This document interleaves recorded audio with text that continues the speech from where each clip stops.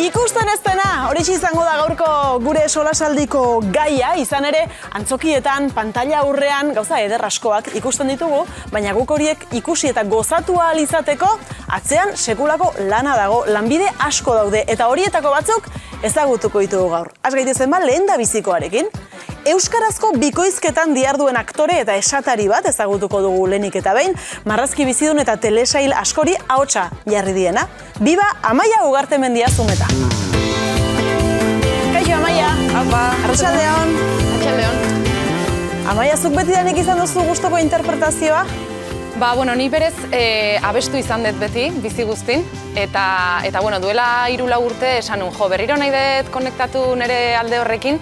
Eta sinitzan bilatzen eta Donostin topatu nun Binai Akademian bikoizketa eta bikoizketa musikal ikastarok.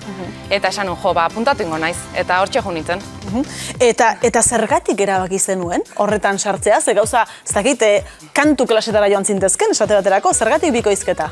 Atentzia deitu zian, zen aste zitun bai ahotsan teknikak ez, baita abestiekin. Orduan, bai, interpretatzeare bai asko gustatu izan zait, así que hortxe jo nintzen. Eta esate baterako, ze pertsonairi jarri dezu ahotsa? Mordo bati. Gu azkenen jute ganen estudioa, pertsonai pila bati jartzei ahotsa, baina hola nabarmenenak, Nina eta Olga telesaileko Nina, naiz, ume txikintzako telesail bat, eta gero famatuna azken aldin atera dan Dragoibola Superreko Bados. Leheno aipatu zuela Dragoibolan bila zebila, Xaber. Horiek izango zian, hola, nabarmenenak, baina, bai. Eta pertsonaiak prestatzerakoan ze hartzen da kontuan? Guk ez diteu prestatzen. Ez? Gu jutegea sala, eta egunen bertan ez dakiu ze tokatuko zaigun. Benetan? Bai. Orduan, hoi iristegea, eta, azkenen dago zuzendaria eta soinu teknikaria, eta, zuzendariak pixkat kontekstua mateizu, zure pertsonaia zein dan, ze gertatze zaion, eta horren arabera, registroa pixkat aukeratzezu eta aurrea, baina prestakuntzaik ez dago. Baina izan daiteke, emakume heldu bat, izan daiteke mutiko gazte bat, denetik izan daiteke, ez da? Bai, denetik, bai. Nire kasuna adibidez, nehi asko tokatzen zait emakumekitea, ez? Registroagatik. Baina, ume pila bat inditut, neskatok, mutikok, nerabek. Ahotsa asko aldatu beharko da hortarako? Bai, ikasitea, praktikakin, da, bai. Oso ongi. Amaia, pixkatxo bat entzun egingo zaitugu. Bai? Hauxe da, Amaiaren ahotsa interpretatzen, bikoizten. Urrutiegi lurreratu gara. Eta gainera, modua ere ez da bat ere dotorea izan. Gizenegi zaude, jauna. Egon zaite ez ixilik. Tira, mugi, azkarrago ibiltzen ez pasara, ez gara sekula iritsiko. Aizue, itxoin!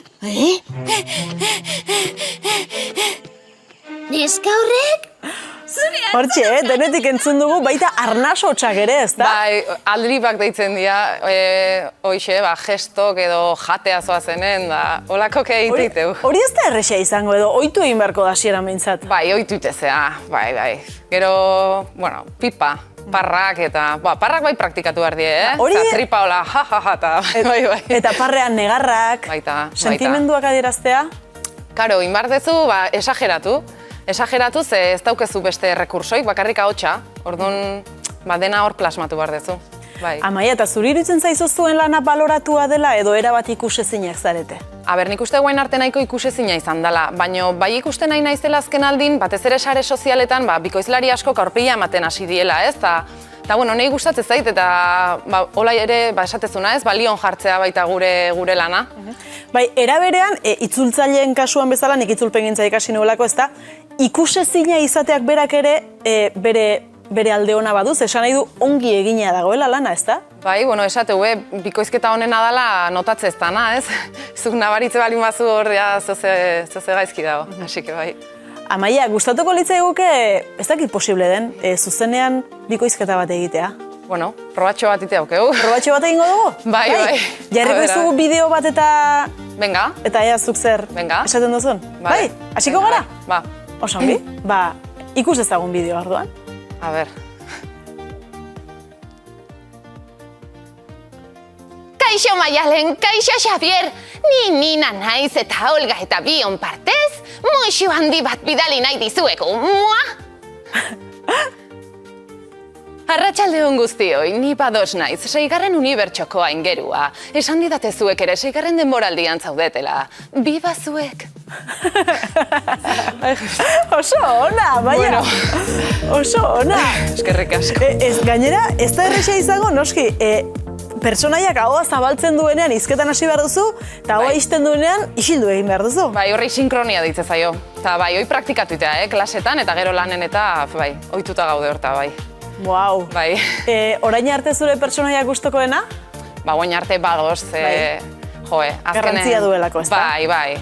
Bai, zera egon ginen baita ere, bueno, egongo gea martxoak 21 beken iten da Japan Weekend, komiki eta anime konbentzioa gonbidatu gaituzte, eta egongo gea baita ni eta beste bikoizlari batzuk, txarla ematen eta baita firmatzen, hasi que, bueno, gonbidatzen zaituztet. Eta etorkizun baterako, baduzu baten bate, gogorik baten bate egiteko?